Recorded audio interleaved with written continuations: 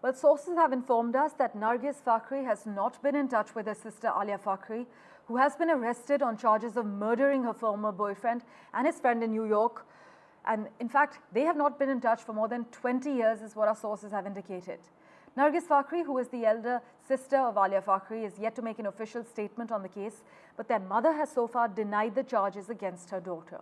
But according to the Queen's District Attorney, Melinda Katz, Alia Fakhri set a two-story garage on fire when her former boyfriend and his friend were asleep. Natasha Estrani reports from the Jamaica area where this incident took place. This is a huge borough, and we are right now in Jamaica.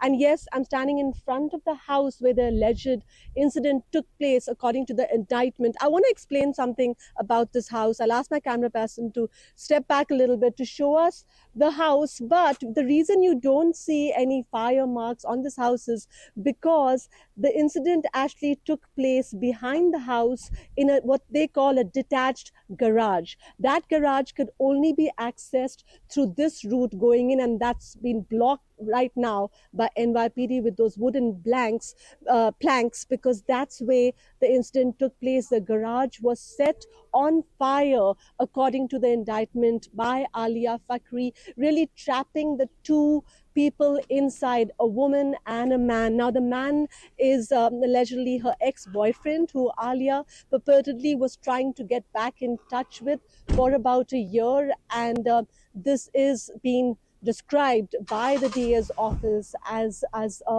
trapping two human beings in a raging inferno. And Alia is going to be coming back to court in December 9th to see what happens further in her case. She is facing 4 counts of first-degree murder, 4 counts of second-degree murder, as well as charges on arson. So this is the house. That was the garage at the back. We can't show you the garage because it's blocked off and there's no other access to it. But we do have 2 NYPD police cars that have been here. They've been stationed here for the last few minutes, right to my left, actually. And I did get a chance to speak very briefly to neighbors of Edward Jacobs. And what they said was they knew about the fire.